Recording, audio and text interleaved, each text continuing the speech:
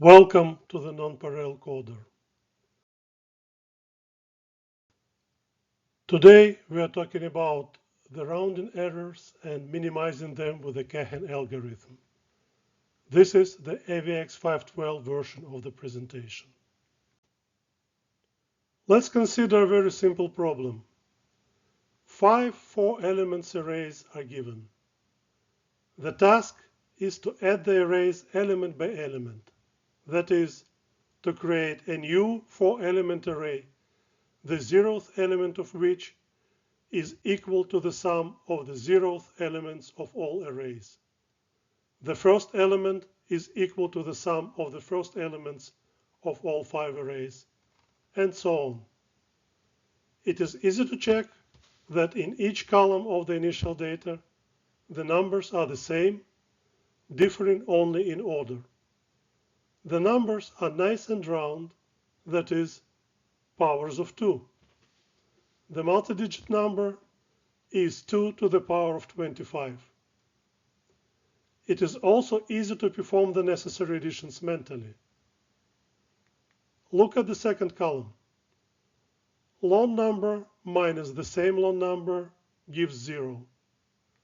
2 minus 1 equals 1. So the sum of the 5 numbers in the second column is equal to 1.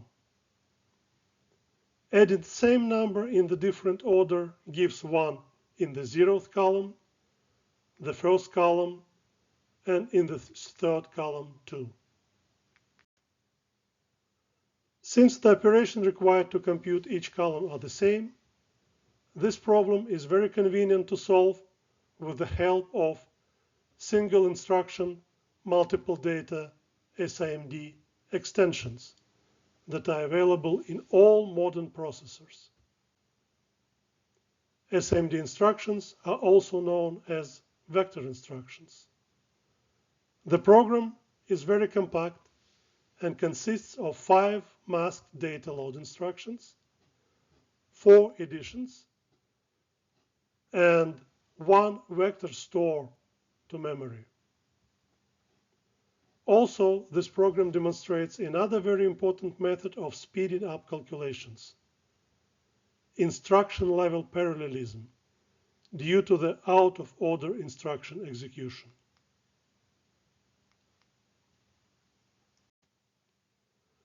Let us represent the calculations we need in the form of the tree. We are performing a very common operation of reduction on multiple data points into one. In our case, the sum. It is easy to see that the first two, that is, the top 2 additions on the diagram, are independent of each other and can be performed in parallel. As soon as load instructions in lines 5 and 6 complete, the processor can schedule addition in line 11 without waiting for the rest of load instructions. Similarly, as soon as loads in lines 8 and 9 complete, the addition in line 13 can be scheduled even if the result of line 11 is not ready yet. Line 15 has data dependency on line 11, and line 17 depends on the results of both line 13 and line 15. The details of the implementation of out-of-order execution are commonly not disclosed by the creators of the hardware and are revealed by painstaking analysis of hardware delays due to the execution of various programs. The result of this analysis guide the compiler developers, and the traces of this work are visible in the sequence of machine instructions. Intel and AMD processors are equipped with different pipelines of out-of-order calculations, and even different models from the same manufacturer have different execution units. But the order of executing our simple code is easy to predict. After the first 2 instructions to load data, lines 4 and 5, the processor will look at the list of the subsequent commands. And without waiting for the load commands in lines 6 and 7 to complete, it will start performing the addition on line 8. You can see that the compiler even lifted this addition instruction closer to the loads to make it more visible to the out-of-order scheduler. As the data in lines 7 and 9 are loaded, without waiting for the addition in line 8 to complete, the addition in line 10 will be performed. At this point, our parallelization opportunities are exhausted, and the rest of the commands will be executed sequentially. But the right branch of the operations tree was executed parallel to the left one.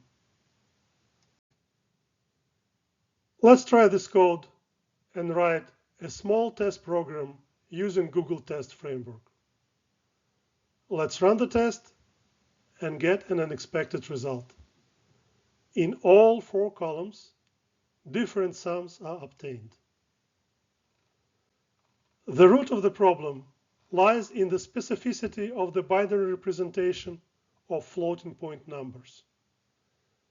The C language standard does not specify how numbers are stored in memory. Therefore, in the early 1980s, the developers of the Intel 8087 floating point coprocessor had a free roam. The product of their creativity has evolved into the IEEE 754 floating point representation standard and spread across various architectures. Here is what the long number 2 to the power of 25 looks like in memory according to this standard. The most important bit is the sign of the number, 0 for positive numbers. Then, according to the standard, comes the exponent of 2 of this number plus 127. So, to get the power of 2, we subtract 127 from 152 and get 25. And then the mantissa of the number is stored. As you can see in this case, consisting of only zeros. According to the IEEE 754 standard, a normal floating point mantissa is always in the form of 1 point something. And since the mantissa always begins with 1, this digit is not stored in memory but is implied. When a number is loaded from memory or from a register into an arithmetic and logic unit, ALU, that digit is placed to the left of the mantissa, and also the mantissa gets extended by several bits, most often by 8. Let's see how the addition procedure goes. So we add 2 to the 25th power and 2. The exponent is 128, so to get to the power of 2, we subtract 127 and get 1. Different exponents prevent us from immediately adding the two mantissas. Therefore, we shift the mantissa of the second term to the right, simultaneously increasing the exponent. To obtain an equal exponent, we repeat this procedure 24 times total. After that, the addition operation can be performed. And then we unload the number back into the register, discarding the interim mantissa digits. As you can see, the resulting number is the same as the original first addend. The second addend is completely lost in the rounding error. Now let's see what happens when you add the negative 2 to the power of 25 with 2. The first term differs from the number in the previous example only in the value of the sign bit that indicates that the number is negative. Just like in the previous example, the mantissa of the second term is shifted to the right by 24 digits to get the same exponent of power. But it is still too early to perform addition. The second term must be converted to a complementary form, so that the first and second terms have the same sign. So all the bits of the mantissa are inverted. Then 1 is added to the mantissa, and now we are ready to do the addition. But the result is not normalized. The most significant bit of the mantissa is 0, not 1. Therefore, the number must be normalized by shifting the mantissa to the left until the most significant bit is equal to 1, while decrementing the exponent. After normalization, we unload the number back into the register, again discarding additional mantissa bits. This time, the result is accurate. There was no rounding. In this case, the interim bits in the number representation saved the situation.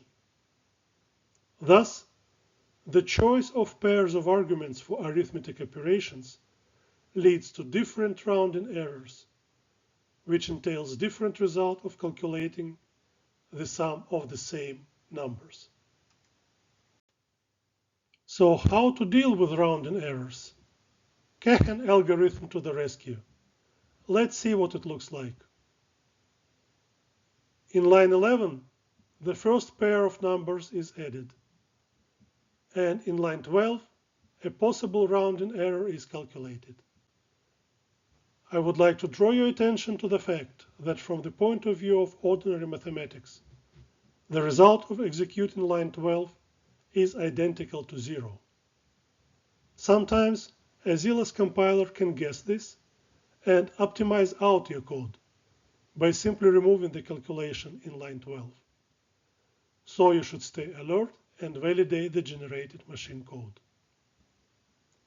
Then, in lines 14 and 15, the second pair of numbers from the right branch of the tree of operations is added. In lines 17, 18, and 19, the accumulated error is added and recalculated. Finally, in line 21, the final addition occurs and the result is corrected by adding both accumulated errors. Run Google test of this code and see that now the result is as expected. We have defeated the rounding error by tripling the number of arithmetic operations required, 13 against 4 of the original ones. Not surprisingly, in the pursuit of maximum performance measured in the number of useful operations per second, no accelerator I know of does Kahan correction. A rapid increase in error is facilitated by both a reduction in the bit depth of the initial data and an unsuccessful choice of the format of the short numbers. The IEEE 754 standard defines a 16-bit floating point number, FP16, as 5-bit exponent and 10 bits mantissa. But machine learning algorithms widely use the brain float 16 format, obtained from a 32-bit number by simply trimming off the lower 16 bits of the mantissa. It is easy to translate from one format to another, but the number still has 8 bits exponent and only 7 bits of mantissa. As we have seen, it is the length of the mantissa that determines the tendency to rounding errors. Of course, it helps a little that cumulative sum is often stored as a 32-bit number. But this is not a panacea, as we have seen in the example above. In conclusion, if you are interested in the result of your calculations being other than simply random, stay vigilant. Do not forget to like this video and subscribe to the channel for more thought-provoking content. Take care.